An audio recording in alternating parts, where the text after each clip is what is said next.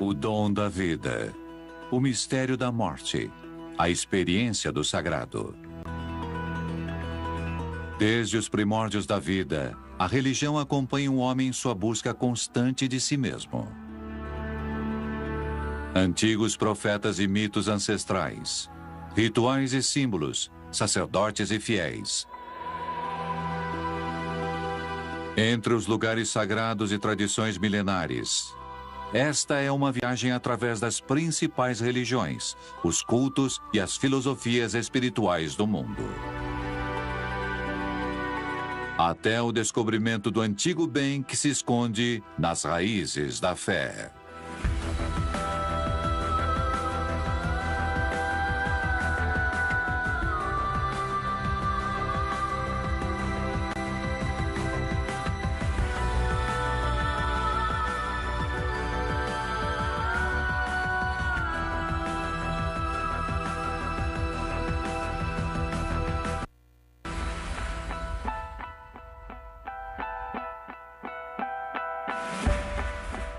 O martírio e o testemunho de Pedro foram um ponto de partida da Igreja Católica, o ramo principal do cristianismo.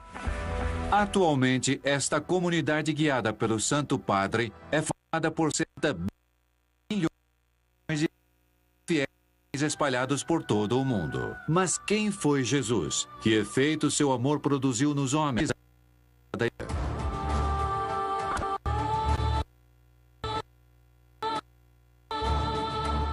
Durante o governo de César Augusto, a Palestina era uma província pertencente ao Império Romano. Uma jovem judia virgem chamada Maria, que era a noiva prometida de José, da estirpe do rei Davi, recebeu a visita do anjo Gabriel, que anunciou que ela conceberia um filho que seria engendrado pelo Espírito Santo. Ele deveria chamar-se Jesus, o Messias, e seria aquele que salvaria seu povo de todos os pecados. Maria aceitou com alegria um homem.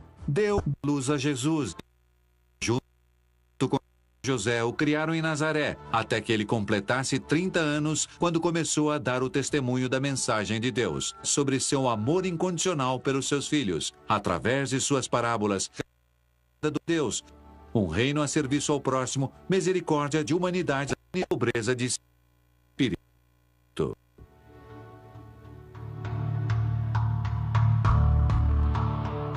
Durante aquele período, um grupo de discípulos começou a se aproximar do Mestre, acompanhando-o em seu caminho enquanto pregava e realizava curas milagrosas entre o povo.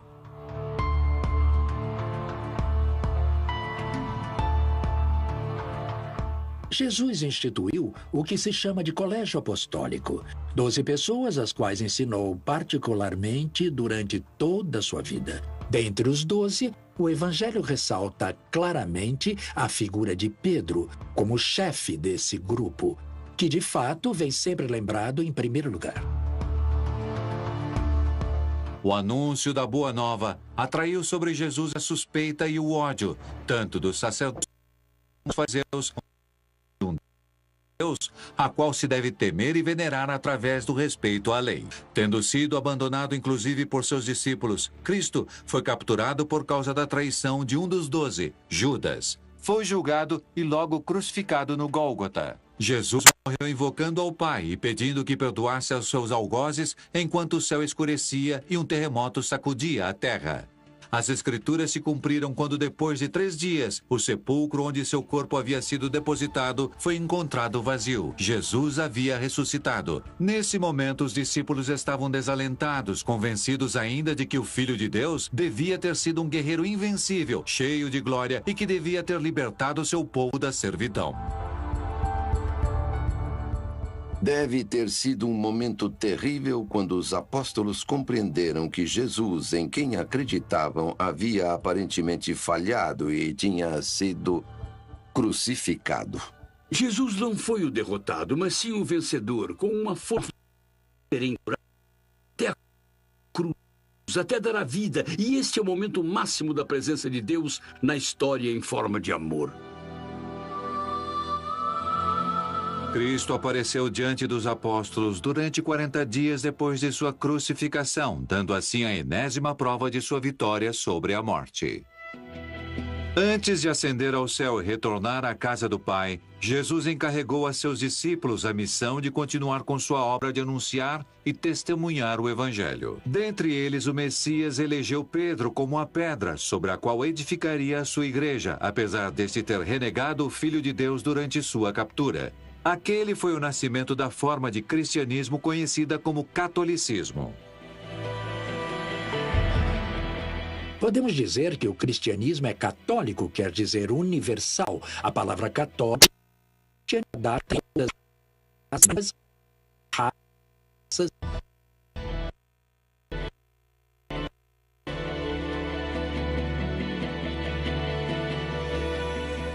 Creio que a angústia deve ter o acompanhado durante toda a vida, porque Pedro deve ter sofrido muitíssimo ao pensar que havia renegado a Jesus. Mas naquele simples olhar, não só reconheceu que a potência de Deus é a potência do amor, e também a aplicou a si mesmo. Se Deus é amor, então estará disposto a perdoar-me, e acreditou no amor de Deus. Pedro começou a difundir a mensagem de Cristo, batizando e realizando. Logo, encarcerado em Jerusalém, conseguiu se libertar e foi para Roma, o centro do Império Romano. Lá, em segredo, juntamente com São Paulo, organizou as primeiras comunidades cristãs e deu testemunho de sua fé no Senhor através do martírio.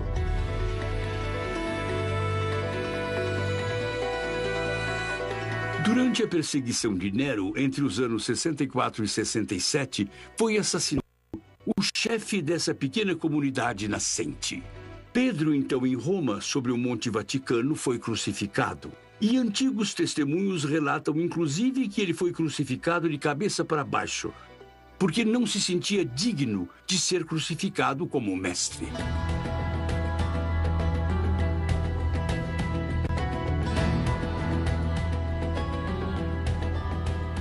As mais do frente à vida. Pobre, uma pessoa humilde, pescador, mas cheio de ímpeto. Possuidor de uma... Não era uma pagã, corria aos cultos das diversas religiões. E a Pedro se atribui o mérito de ter conseguido unificá-los. De criar, a partir de tantos cultos, um culto único, de lhe dar um sentido e, sobretudo, dar consciência ao homem daquela época. Uma nova consciência. A cargo da Igreja há mais de 20 séculos encontra-se o Papa, no alto de uma hierarquia sucessória. Os bispos são considerados como os herdeiros dos apóstolos e são os encarregados de governar as dioceses espalhadas por todo o mundo, auxiliados pelos sacerdotes e diáconos. O Santo Padre é o sucessor de Pedro, porque era a vontade do próprio Jesus Cristo, quando entregou a Pedro as chaves da igreja e como ponto de referência à nossa santidade, o Papa. A estrutura hierárquica, podemos dizer que é o modo que permite à igreja ser independente em relação ao poder temporal, enquanto que a igreja não precisa deles para custear seu funcionamento. A paixão, morte e ressurreição de Cristo confirmam a verdade fundamental da fé cristã. Jesus morreu por amor ao mundo. Somente através de seu sofrimento e tendo tomado a si todos os pecados dos homens, foi possível reconciliar-se com o Pai Celestial. Através do mal ou bem, com mais violência, ele o fez amando a humanidade até o fim. Deus Pai ensinou sua fidelidade misericordiosa ainda mais potente do que a própria morte. Durante a ressurreição, Jesus foi chamado até uma nova vida. Veneramos uma tumba vazia. Jesus Cristo ressuscitou dentre os mortos por seu próprio poder e com isso demonstrou que era Deus. Então, nós sabemos que a revelação vem de Deus. A Páscoa é quando nós celebramos o evento mais importante da história, que nós cristãos sabemos que é a ressurreição de Cristo. Naqueles tempos, a morte era considerada pelos crentes como uma transição para uma nova dimensão, uma visão perpétua de Deus e a ressurreição do corpo no final dos tempos, e julgaria o mundo do juízo universal. Todos nós vamos morrer. Não se pode escapar do fato de que a morte é parte de toda a experiência humana. Ela significa uma dor, mas que nunca é a final. Há sempre uma porta aberta para uma nova realidade. Inclusive, com alegria, podemos enfrentar a perspectiva da morte. Quando será a segunda vinda de Jesus, Deus reservou a seu poder. E nos convida, nós, seres humanos, a estar vigilantes, ou seja, a viver bem nossas vidas, sabendo que a qualquer momento poderemos nos apresentar diante de Deus e devemos estar preparados. Durante a morte, a alma imortal separa-se do corpo para logo ser julgada imediatamente. Dependendo da qualidade de vida terrena que teve, é possível a beatificação por ou a condenação no inferno. Deus deseja a salvação para cada homem e oferece sempre seu perdão sem intenção de impor seu amor misericordioso. A liberdade é o grande presente que Ele deu aos homens. Essa liberdade nos permite amar a Deus como queremos e buscá-lo, inclusive evitando as coisas que nos afastam de Deus. E se às vezes não o fazemos, é porque nos deixamos levar por tendências menos boas. Então aí, a parte de Deus é justo e tem de castigar o mal. Mas, sem dúvida alguma, Deus é, sobretudo, misericordioso. Durante a vida nos dá inúmeras oportunidades de nos voltarmos até Ele. O texto sagrado da Igreja é a Bíblia cristã, composta pelo Antigo e Novo Testamento. O primeiro é constituído essencialmente pelas escrituras herdadas da tradição judaica. E o segundo, por sua vez, é composto por escritos sobre a vida e a mensagem de Cristo, dentre os quais se destacam os 4 evangelhos dos apóstolos Marcos, Mateus, Lucas e João. A figura de Jesus Cristo encontra-se precisamente no centro desses dois mundos, o mundo antigo e o mundo novo, coroando o antigo e depois começando com o novo. A interpretação da Bíblia é um processo contínuo, entre outras coisas, porque o Espírito Santo está vivo na Igreja, ilumina os fiéis e, portanto, ajuda a interpretá-la ainda hoje.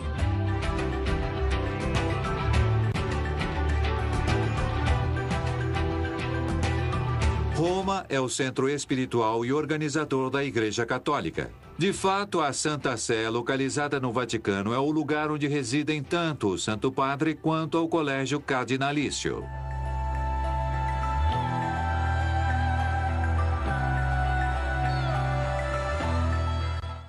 São Pedro é o local onde Pedro derramou seu sangue. E desde o início contamos com o testemunho de um pequeno nicho funerário construído ao redor de 145-150 depois de Cristo, que indicava o local da sepultura do apóstolo dentro de uma sepultura pagã. E até hoje aquele pequeno nicho permanece intacto. Aquela tumba se converteu no ponto, poderíamos dizer, no eixo ao redor do qual se desenvolveu toda a construção da Basílica de São Pedro.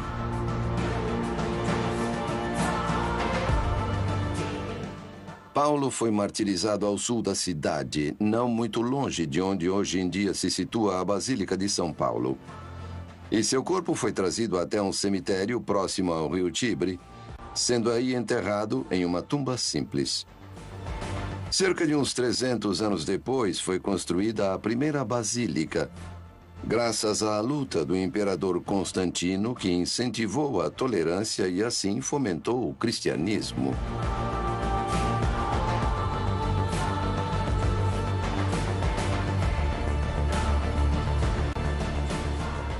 O imperador Constantino até então havia sido perseguido quando ele construiu a primeira basílica, que era bastante pequena, tendo permanecido pequena por uns 80 anos.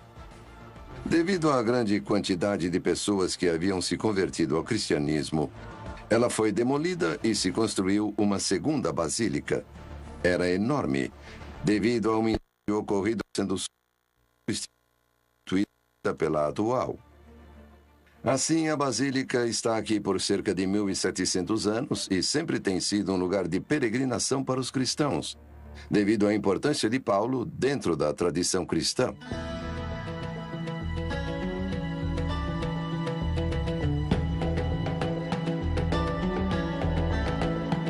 Além de Roma, os locais relacionados com a vida de Jesus constituem as principais metas de peregrinação para milhares de fiéis.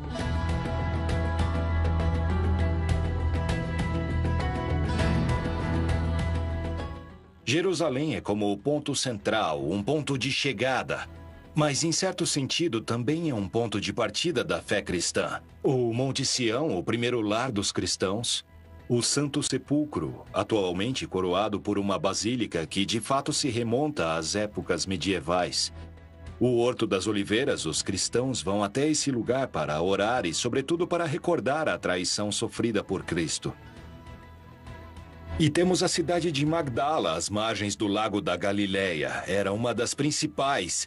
E Madalena, uma das seguidoras de Jesus em sua pregação, que o seguiu até Jerusalém, era originária dessa cidade.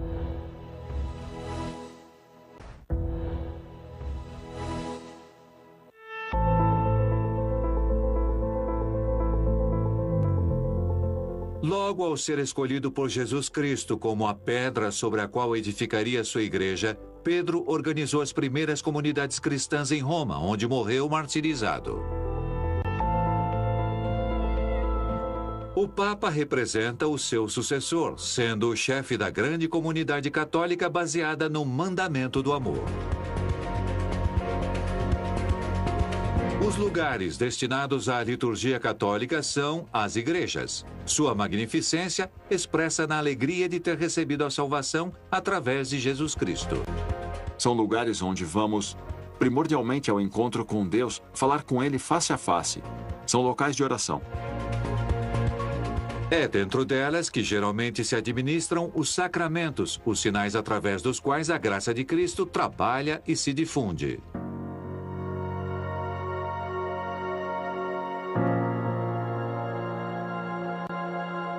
Os sacramentos da igreja são 7.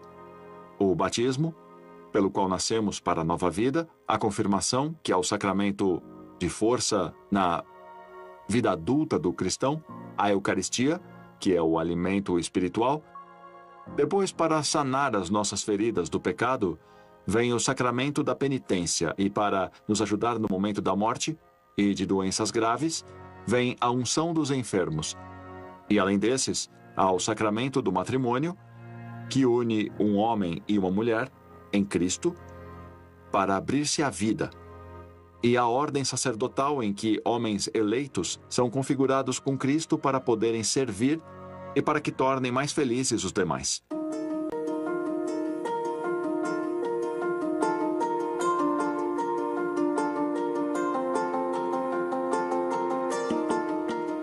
Bom dia, crianças! Bom dia! Estão prontos? Sim! E para onde vamos hoje? Para o batismo da Sara! Para o batismo de Sara. E quem é Sara? Nossa irmãzinha! E onde está Sara agora? Está com a mamãe? Sim! Sara está pronta. Vamos? Bom, vamos rápido! Vamos todos!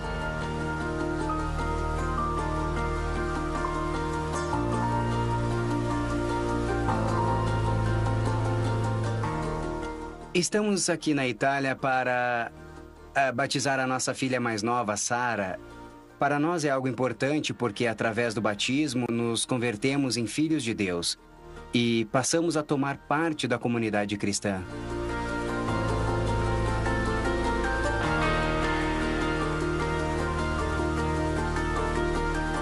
Sara, eu te batizo em nome do Pai e do Espírito Santo.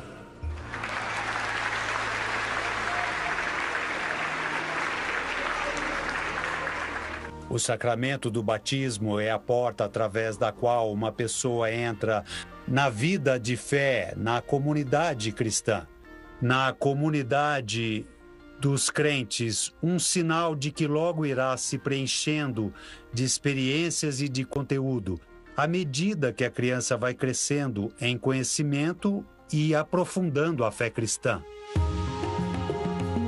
Com o tempo, a Igreja Católica conseguiu desenvolver uma grande sensibilidade pela arte. Da mesma maneira que Deus se encarna em Cristo, tanto a pintura como a escultura e a arquitetura são os meios utilizados para expressar materialmente a beleza da criação.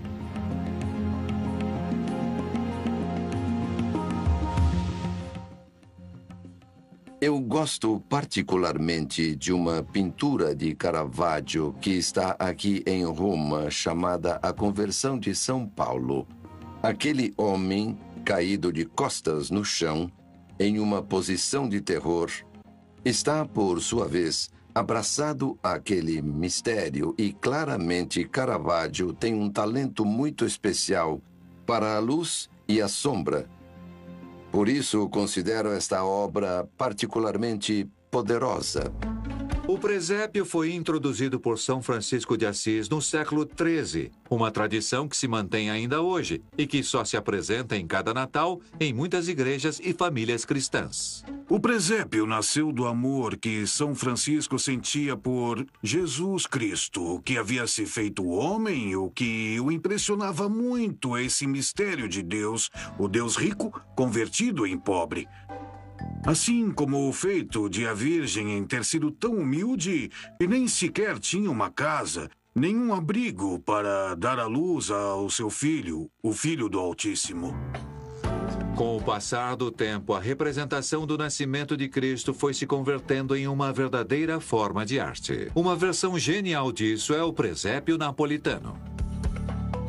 A fantasia popular se apoderou daquele acontecimento, o tornou próprio e estabeleceu que Jesus tinha que nascer aqui e agora. E é por ele que em um presépio napolitano se podem encontrar coisas que, sob o olhar desatento, podem ser consideradas incongruências. Se converteu em uma espécie de almanaque e, portanto, a cada ano, todos os sucessos da vida real, tanto bons quanto os maus, eram representados dentro do presépio.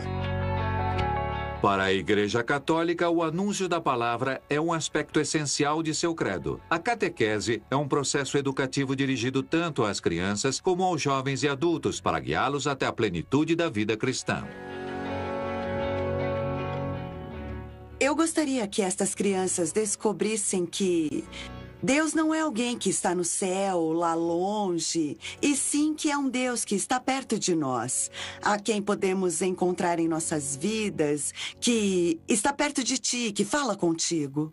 Bem, crianças, bem-vindas a este encontro, que é importante porque o que vieram fazer tem a ver com Jesus. Hoje, como sempre, vamos falar sobre qual será o Evangelho de domingo, para que tenham os ouvidos um pouco mais preparados para ouvir esta palavra, que vai acompanhá-los durante toda a vida, sempre que o desejarem, é claro.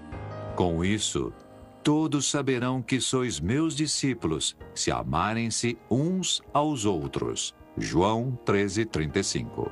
Através das missões, a Igreja tenta dar um futuro melhor para milhares de pessoas necessitadas espalhadas por todo o mundo, pois, de fato, o reino de Deus destina-se a toda a humanidade. Este projeto em Dalgueda permite a realização de um depósito com um pequeno dique que recolhe de um reservatório de águas pluviais e de vertentes, a água que será depois regulada e distribuída através de canalizações.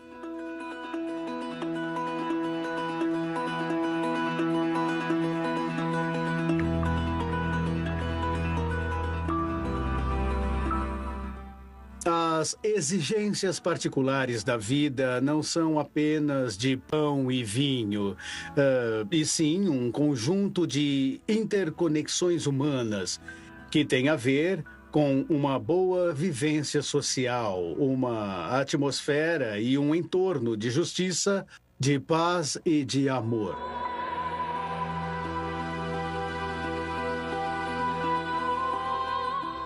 As missões, como o anúncio da palavra e ajuda aos pobres. A arte, como meio de expressão da beleza da criação. Os sacramentos, como sinais pelos quais trabalha a graça de Deus.